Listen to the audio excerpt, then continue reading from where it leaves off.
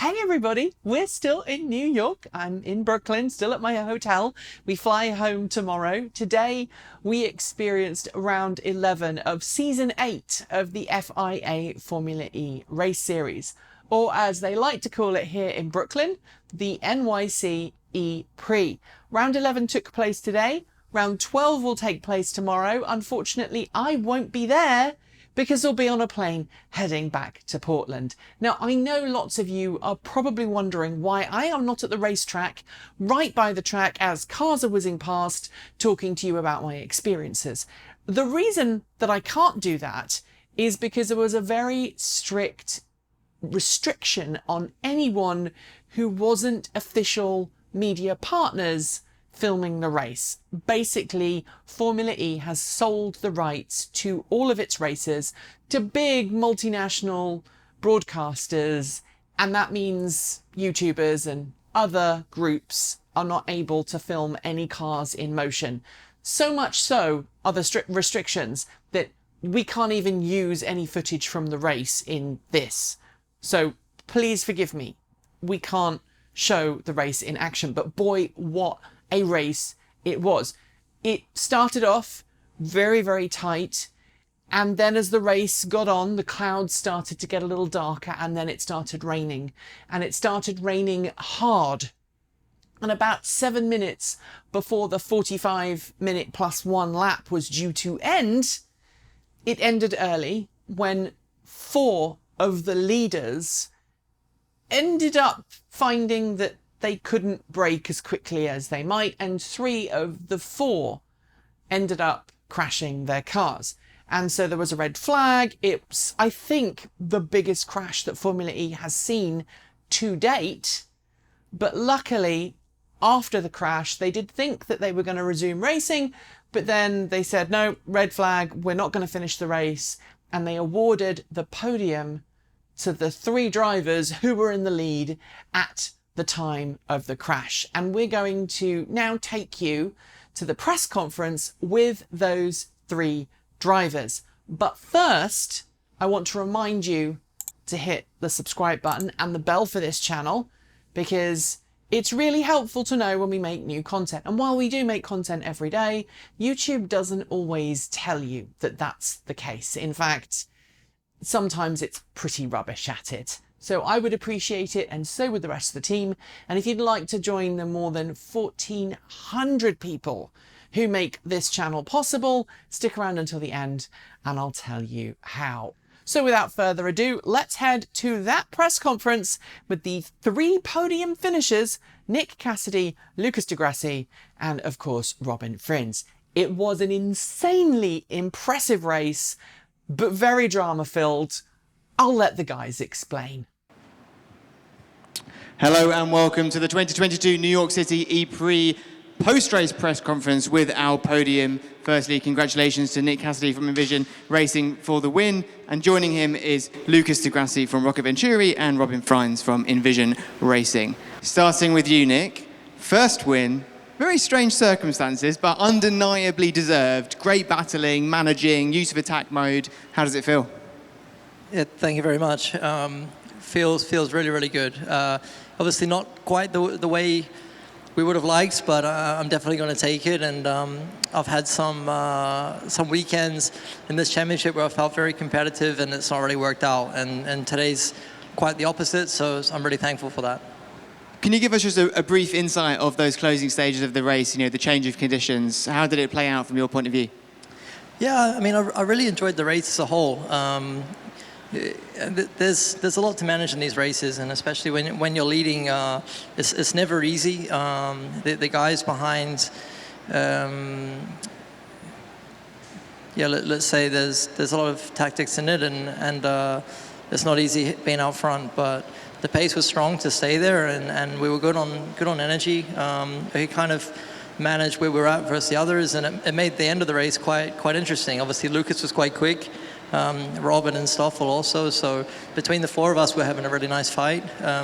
It got slippery, it got fun, and then ultimately a bit too much. Clearly a circuit that suits you, a couple podiums on the bounce now. What is it about the New York City circuit that favours you? Yeah, I mean that's true. But if you look at Robert and I, we're both strong here, and we're both strong we're both weak at other places as well. So I think it also trends with car performance, and we're lucky that we have a strong car here. We knew that coming to the weekend, and we had to maximize when we've got a strong car. I probably didn't do that earlier in the season in the first 2 or 3 races, so I'm glad that I have done today. And Lucas, eventful race for sure. Great work at the start to make up the positions and keep the pressure on moving up the grid. How did it play out from you? I think everything started with a good qualifying. We managed to start third in a clean side of the track. I managed to pass Stoffel at the start, and I was chasing Nick for the great part of the race until I was fighting. I had a little bit of a fight with Stoffel that I managed to. I lost a position and then I gained again.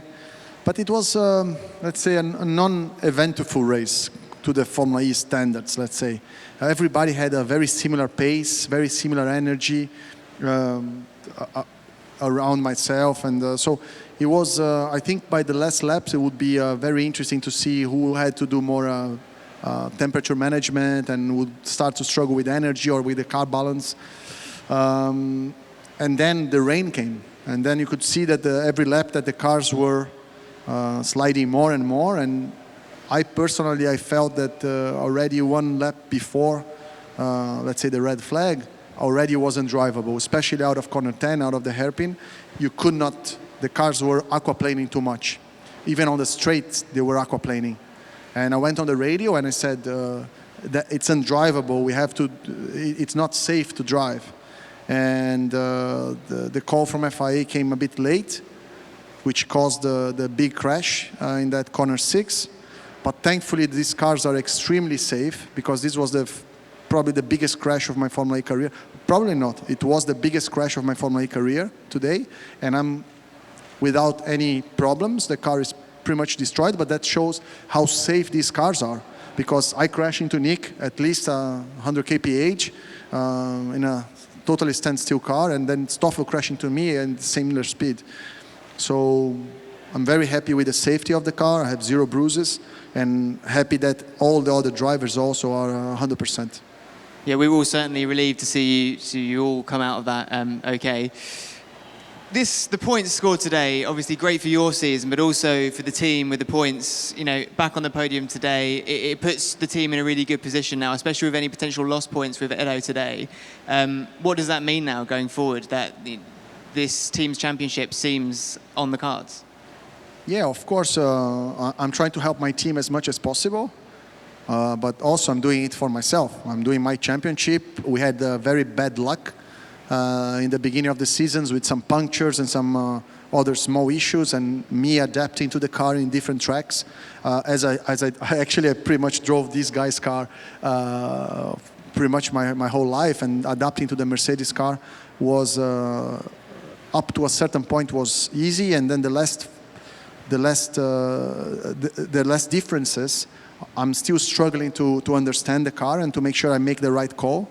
So this podium definitely is very important because my point scoring has been improving quite a lot, and I want to keep the momentum up and score more points for the team and for myself, and finish in the season in a high, and finish the second generation of Formula E after 8 years racing here.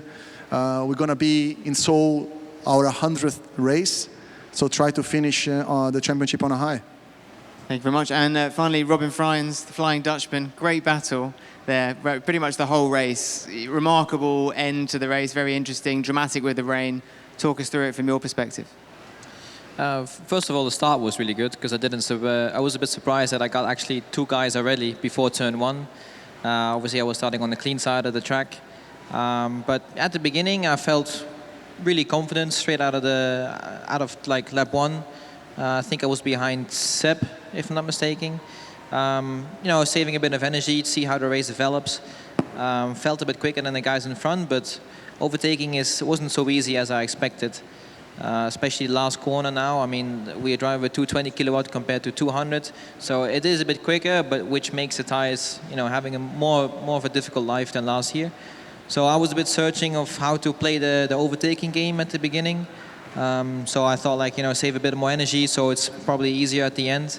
which basically happened. And soon after I overtook Buemi, I closed the gap to Lucas and Stoffel quite quickly, I felt like. So I showed that, I had good pace in me. But then the rain came. So I saw Lucas in a 90-degree angle in front of me, which is never good. And I was, basically the only one that survived that shunt in turn 6. So standing in the pit lane, thinking I won the race, but I mean the rule with the red flag is obviously a good one.